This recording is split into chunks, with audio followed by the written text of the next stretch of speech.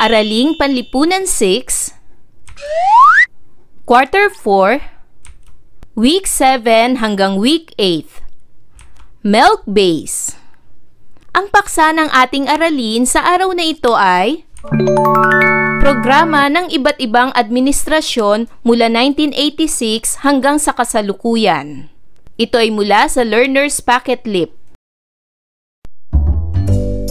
Hello kids! It's me, Teacher Frel. Don't forget to subscribe, like, and share, and hit the notification bell for the latest video. You can also follow my Facebook page, Teacher Frel TV.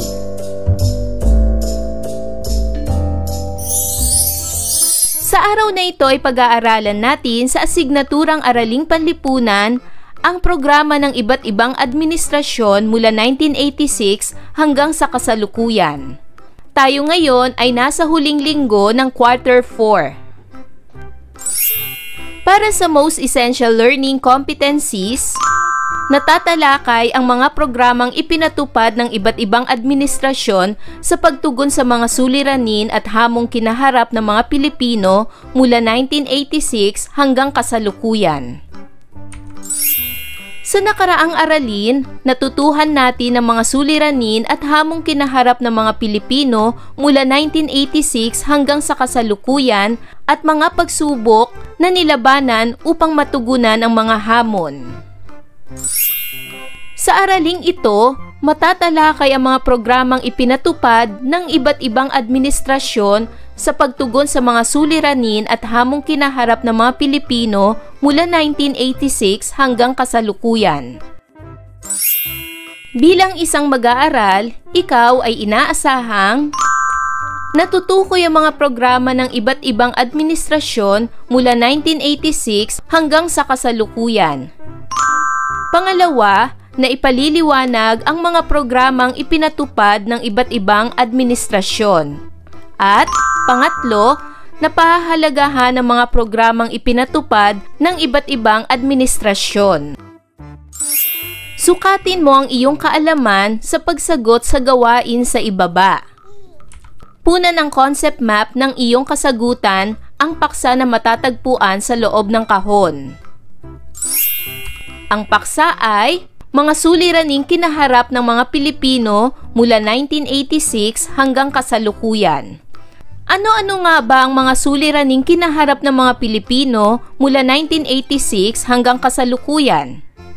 Narito ang ilan sa mga halimbawang suliraning kinaharap ng mga Pilipino mula 1986 hanggang kasalukuyan.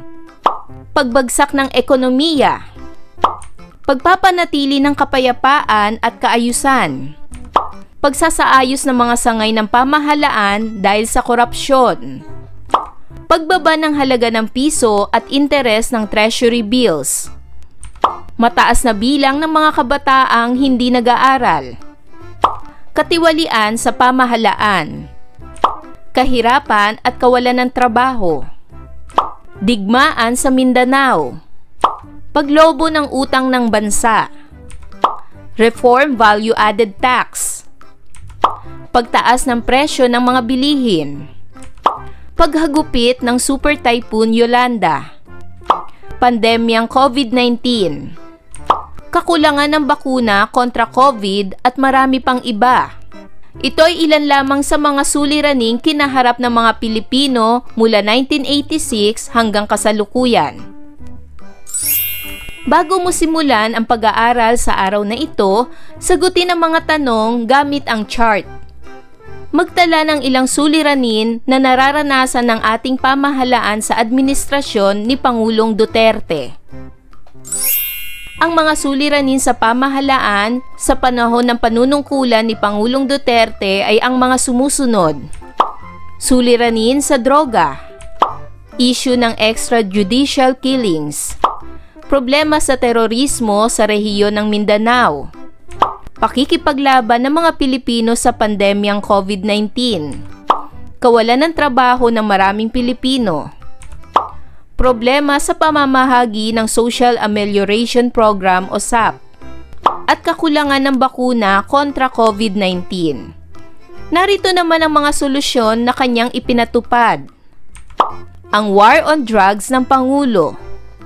Inalis sa pwesto ang lahat ng korap na opisyal. Pagpapatupad ng kapayapaan. Pagbili ng maraming bakuna kontra COVID-19. Tax reform program na bumuhay sa ekonomiya. At libreng edukasyon sa kolehiyo sa lahat ng mga universidad at kolehiyo. Basahin ang teksto sa ibaba na tumatalakay sa mga programang ipinatupad ng iba't ibang administrasyon mula 1986 hanggang sa kasalukuyan upang madagdagan pa ang iyong kaalaman at maunawaan ang bagong aralin. Narito ang mga programang ipinatupad ng iba't ibang administrasyon mula 1986 hanggang sa kasalukuyan. Corazon C. Aquino. Siya ay nanungkulan mula 1986 hanggang 1992.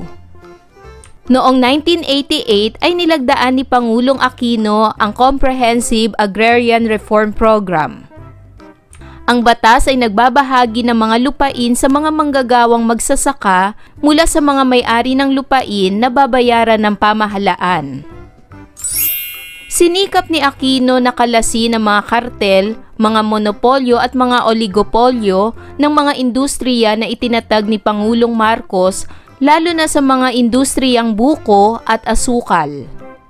Binigyang pansin din niya ang pagbawi sa mga yaman ni Pangulong Marcos sa pagbabalik ng demokrasya sa bansa at pagbibigay ng libreng edukasyon sa elementarya at sekundarya. Ipinatupad din niya ang trade liberation at proyektong pabahay sa tulong ng NHA or National Housing Authority. Itinaas din ang sweldo ng mga kawani ng pamahalaan dahil sa salary standardization. Ang sumunod naman ay si Pangulong Fidel V. Ramos. Siya ay nanungkulan simula 1992 hanggang 1998. Ipinatupad ni Pangulong Fidel Ramos ang reformang Philippines 2000 na naglalayong baguhin ang ekonomiyang batay sa agrarian tungo sa isang industrial na pinapatakbo ng pamilihan. Binigyang pansin din niya ang paglutas sa suliranin ng kalusugan, Clean and Green Program, makamit ang pambansang pagkakaisa at pagpapaunlad ng bansa. Inilunsad din niya ang Moral Recovery Program or MRP upang matulungan ang mga Pilipino na magkaroon ng mataas na pagtingin o pagpapahalaga sa sarili. Inilunsad din niya ang Amnesty Program upang mabigyan ng pagkakataon ang mga rebelde na magbagong buhay. Pangulong Joseph E. Estrada. Siya ay nanungkulan simula 1998 hanggang 2001. Inalis niya ang Countrywide Development Fund o mas kilala sa pork barrel. Ipinatupad din niya ang Asset Privatization Trust upang makalikom ng salapi para sa pangangailangan ng bansa at pagsasagawa ng Adopt a School program. Nagsagawa siya ng Enhanced Retail Access for the Poor at pagbibigay tuon sa Poverty Eradication Program. Inilunsad din niya ang Angat Pinoy 2004. Isa sa mga pangunahing proyekto niya ay ang paglulunsad ng mga programang magpapaunlad sa agrikultura ng bansa. Sa panahon ng panunungkulan niya, dumating ang panahon ng El Nino. Ang sumunod naman na naging pangulo ay si Pangulong Gloria Macapagal Arroyo. Siya ay nanungkulan simula 2001 hanggang 2010. Programa niya ang sugpuin ang kahirapang dinaranas ng masang Pilipino. Naging programa din niya ang Kapit-Bisig Laban sa Kahirapan o Kalahi, Self-Employment Assistance Kaunlaran o SEAK, Small and Medium Enterprises Development, Strong Republic Nautical Highway, Gloria La Bandera Rolling Stores. Isinulong din niya ang Mindanao National Initiative o Mindanao Natin na naglalayong isulong ang kapayapaan at kaunlaran sa Mindanao. Bilang pagtugon sa panawagang ito ay inilunsad ang bagong kurikulum na BEC o Basic Education Curriculum. Ang sumunod naman na naging Pangulo ay si Pangulong Benigno Simeon C. Aquino III. Siya ay nanungkulan simula 2010 hanggang 2016. Inilunsad niya ang transformational leadership, pagbuwag sa korupsyon, pagpapatupad ng mga batas na walang kinikilingan. Binigyan din niya ng halaga ang edukasyon, hanapbuhay, kalusugan, agrikultura, kapayapaan at kaligtasan. Isa sa mga tumatak sa mga Pilipino ang kanyang sinabi sa kanyang panunumpa bilang Pangulo. Ang kanyang slogan na "Matuwid na daan" ang naging batayan ng kanyang programa. At ang sumunod naman na naging Pangulo ay si Pangulong Rodrigo Roa Duterte. Siya ay nanungkulan simula 2016 hanggang 2022. Pangunahin sa mga programa ni Pangulong Duterte ang pagtanggal sa katiwalian at korupsyon. Sinimulan din niya ang pambansang kampanya kontra droga, paggamit o pagbebenta ng iligal na droga na isang malaking pagkakasala sa batas, at ang pagbabawal din sa open pit mining. Itinaguyod din niya ang federalismo bilang isang mahusay na sistema ng pamamahala para sa Pilipinas. Isinailalim din niya ang Boracay sa rehabilitasyon. Ang progresibong reforma sa buwis, mas mabisang pagkolekta ng buwis at pag-index ng mga buwis sa implasyon. Sa kasalukuyan, itinataguyod niya ang kaunlaran sa kanayunan at halaga ng kadena patungo sa pagtaas ng pagiging produktibo ng agrikultura at turismo sa kanayunan. Siniguro din niya ang seguridad upang hikayatin ang mga pamumuhunan at tugunan ng mga bottleneck sa pamamahala ng lupa at mga ahensya ng titling. Mamuhunan sa pagpapaunlad ng kapital ng tao, kabilang ang mga sistemang pangkalusugan at edukasyon at mga kasanayan sa pagsasanay. Itinataguyod din ng Pangulo ang agham, teknolohiya at ang malikhaing sining upang mapahusay ang makabagong ideya at malikhaing kakayahan. Ngayon naman ay sagutin ang mga sumusunod na tanong batay sa iyong pagkaunawa sa tekstong binasa sa itaas. Narito ang mga pamprosesong tanong. Para sa unang katanungan, ano-anong programa ang ipinatupad ng mga nagdaang Pangulo mula noong taong 1986 hanggang sa kasalukuyan? At narito ang aking halimbawang kasagutan. Ang mga programang ipinatupad ng mga nagdaang Pangulo mula taong 1986 hanggang sa kasalukuyan ay ang programang pabahay, pangkabuhayan, pang-agrikultura, pangkalusugan, pang-edukasyon, kontra-droga, pang-teknolohiya, at pang-infrastruktura. Para naman sa pangalawang katanungan, mahalaga ba ang mga programa ng bawat administrasyon? Bakit? Para sa aking halimbawang kasagutan, opo, mahalaga ang mga programa ng bawat administrasyon. Dahil ang bawat programa ng bawat administrasyon ay nakatutulong sa pagpapaunlad ng ating bansa. Pangatlong katanungan, alin sa mga programa ng mga nakaraang Pangulo ang nagustuhan mo? Bakit? Para sa aking halimbawang kasagutan, nagustuhan ko ang programa kontra droga sapagkat sa pamamagitan nito ay nabawasan ang lumalalang issue ng paggamit ng ipinagbabawal na gamot maging ang talamak na bentahan nito. Nabawasan rin ang kriminalidad sa mga lansangan. Pang-apat na katanungan, sa iyong palagay, anong programa ng bawat administrasyon ang naaangkop para sa kasalukuyan? Bakit? At narito ang aking halimbawang kasagutan. Sa aking palagay ay naaangkop pa rin ang programa kontra droga dahil hanggang sa ngayon ay mas lalong dumadami ang gumagamit ng droga. Gayun din ay naaangkop pa rin ang mga programa sa pangkaligtasan ng mga mamamayan dahil sa lumalalang krimen sa ating bansa. At para naman sa panglimang katanungan, paano mo mapahahalagahan ang mga programang ipinapatupad sa kasalukuyan? Narito ang aking halimbawang sagot. Susunod ako sa mga programang ipinapatupad sa kasalukuyan dahil iyon ay nakabubuti rin para sa mga mamamayang Pilipino at sa ating bansa. Ngayon ay dumako na tayo sa pagsasanay bilang isa. Piliin sa Hanay B ang Pangulo na nagpatupad ng iba't ibang programa na tinutukoy sa Hanay A. Isulat ang sagot sa sagutang papel. Unang bilang, kontra droga. Sinong Pangulo ang nagpatupad nito? Magaling! Ang tamang sagot ay letter C, si Pangulong Rodrigo R. Duterte. Pangalawang bilang, Moral Recovery Program o MRP.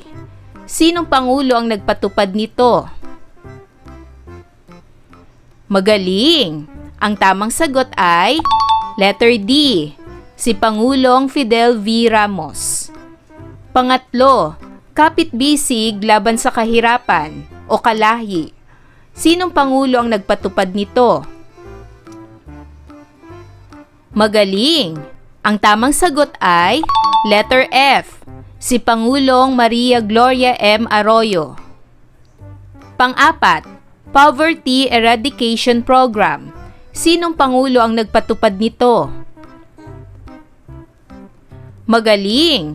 Ang tamang sagot ay letter B, si Pangulong Joseph E. Estrada.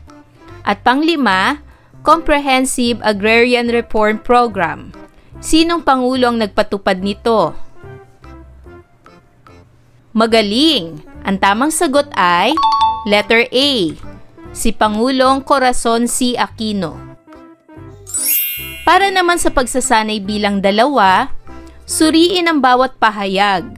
Isulat ang tama sapat lang kung ito ay nagsasaad ng katotohanan at mali naman kung hindi.